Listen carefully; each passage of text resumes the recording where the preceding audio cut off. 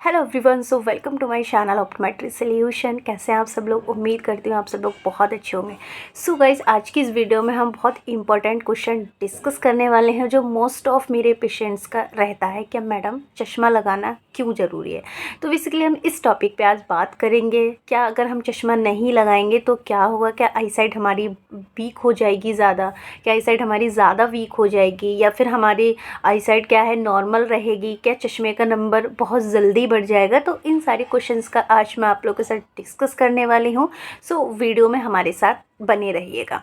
तो सबसे पहले हम जानते हैं कि चश्मे का नंबर क्या होता है, बेसिकली जिसको हम रिफ्रैक्टिव एरर बोलते हैं। देन तो रिफ्रैक्टिव एरर जो होते हैं हमारे कई तरह के होते हैं, जैसे आपका मायोपिया हो गया, हाइपरमेट्रोपिया हो गया एंड एस्टिग्मेटिज्म हो गया। तीसरा जो आपने सुना होगा प्रेसवायोपिया, जिसको हम निकट दृष्टि दोष बोलते हैं। वो हमारा क्या है, वो कोई हमारा रिफ्रैक्टिव एरर नहीं है, वो हमारी एज रिलेटेड कंडीशन है। देन यहाँ मैं आपके साथ डिस्कस करूँगी रिफ्रैक्टिव एरर्स के बारे में, जैसे कि मैंने आपको बताए थे। तो सबसे पहले हम जानेंगे कि हमारी आँख में चश्मे का नंबर क्यों आता है। बेसिकली जब हमारी आई बॉल का साइज चेंज होता है देन हमारी आँख में चश्मे का नंबर आता है। अगर हमारी आई बॉल नॉर्मल से छोटी हो गई देन उस कंडीशन में हमारी आँख में हाइपरमेट्रोपिया होता है। एंड अगर हमारी आँख नॉर्मल से बड़ी हो जाती है आई बॉल का साइज, देन वो कंडीशन हमारी मायोपिया की कहलाती है। सो अब हम डिस्कस करेंगे कि चश्मा लगाना क्यों ज़रूरी है, बेसिकली चश्मा क्या करता है एंड अगर हम चश्मा नहीं लगाएंगे तब क्या क्या कॉम्प्लिकेशन हो सकती है हमारी आँख में। तो सबसे पहले मैं आपको बताती हूँ, जैसे कि मैंने बताया कि अगर हमारी आई बॉल का साइज छोटा होता है दैट मीन्स हमारी आँख में हाइपरमेट्रोपिया है। देन नंबर डिपेंड करता है कि भाई आपका +2 है, +3 है, देन वो कंडीशन पे डिपेंड करता है। बट उसमें क्या होता है, जब हमारी आई बॉल का साइज नॉर्मल से छोटा हो जाता है एंड उस कंडीशन में क्या है, जो रेज ऑफ लाइट जो हमारी इन्फिनाइट से आ रही हैं वो हमारी पर्दे पे फोकस ना हो करके बिहाइंड दी फंडस या बिहाइंड दी रेटिना फोकस होती हैं। देन उस कंडीशन को हम हाइपरमेट्रोपिया बोलते हैं। तो हमें क्या है, जो हमारी लाइट इन्फिनाइट से आ रही है उस लाइट को हमें पर्दे पे फोकस कराना होता है। देन जब वो लाइट हमारी पर्दे पे फोकस होगी देन तब हमें कोई भी चीज़ ईज़िली विजुलाइज होगी या दिखाई देगी। बट जब हमारी लाइट नॉर्मली पर्दे पे फोकस नहीं होती है एंड हमें ईज़िली कोई भी चीज़ विजुलाइज नहीं होती है। काफ़ी सारे केसेस में आपने देखा होगा कि अगर किसी को 1 नंबर है या 1.5 नंबर है, हाई मायोपिक है, मोस्ट ऑफ एडल्ट जो हैं वो हाई मायोपिक होते हैं।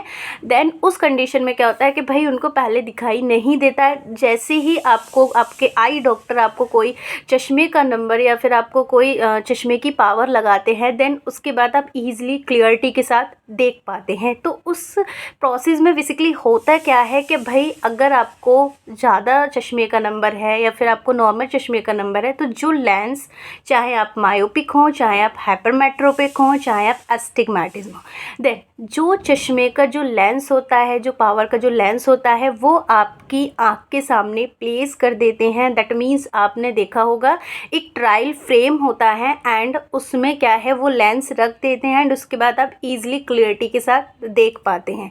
तो उस प्रोसेस में बेसिकली क्या हो रहा है कि भाई जो लाइट हमारी behind the retina and in front of the retina जो फोकस हो रही है, देन वो अपनी जो फोकस हो रही है तो वो लेंस क्या करेगा, उस लाइट को या उस रेज को प्रॉपर फंडस या रेटिना पर फोकस कराता है। बेसिकली लेंस यहाँ पे क्या कर रहा है कि भाई जो लाइट या जो रेज हमारी behind the retina and in front the retina जो फोकस हो रही है उसको नॉर्मली आपका रेटिना पर फोकस कराता है, जिससे क्या हम कोई भी चीज़ या कोई भी वस्तु हम ईजिली विजुलाइज या फिर उसको हम देख सकते हैं। तो बेसिकली ये चश्मे की जो कंडीशन होती है, जो रिफ्रैक्टिव एरर होता है, उसमें ये हमारी प्रोसेस होती है। अब हम बात करते हैं कि अगर हम चश्मा नहीं पहनते हैं, मोस्ट ऑफ मैंने काफ़ी सारे ऐसे केसेस देखे हैं ओपीडी में कि भाई किसी को आधा नंबर है, किसी को 1 नंबर है, बट वो मोस्ट ऑफ क्या है, अगर हाई मायोपिक या हाई हाइपरमेट्रोपिक नहीं होता है, जस्ट नॉर्मल पावर होता है, आधा, पौन या 1 नंबर, तो चश्मे को वो अवॉइड करते हैं। बट ऐसा आपको बिल्कुल नहीं करना। अगर हम किसी भी चश्मे की पावर को अवॉइड करते हैं एंड काफ़ी सारे केसेस में क्या होता है कि हमारी पावर स्टेबल रहती है। जैसे आपने ये भी देखा होगा कि भाई किसी पेशेंट को 2 साल से पावर है या फिर उसको 1 साल से पावर है एंड वो कंटिन्यू चश्मा भी नहीं कर रहा, देन उसका पावर भी इंक्रीज़ नहीं हो रहा। तो ऐसे बहुत रेयर केस होते हैं। देन अगर आपको चश्मे की पावर आ रही है, अगर आपको आधा पावर आ रहा है तब भी आप यूज़ कीजिएगा। अगर आपको 0.75 आ रहा है देन तब भी आप चश्मे को यूज़ कीजिएगा। क्योंकि काफ़ी बार क्या होता है कि भाई बहुत ज़्यादा हाई मायोपिक की कंडीशन में तो ईजिली पेशेंट को यूज़ करना होता है, बट जब पावर कम होता है तो वो उसको अवॉइड कर देते हैं। वही पावर जो आपका होता है धीरे धीरे वही पावर आँख में रहता है। देन लास्ट में हमें एम्ब्लायोपिक की कंडीशन देखने को मिलते हैं। एम्ब्लायोपिक बेसिकली क्या होता है? एम्ब्लायोपिक अगर हम नॉर्मल लैंग्वेज में मैं बात करूँ तो एम्ब्लायोपिक में क्या होता है, पेशेंट की जो आँख है वो प्रॉपर काम करना बंद कर देती है। दैट मीन्स आँख जो है वो लेज़ी हो जाती है।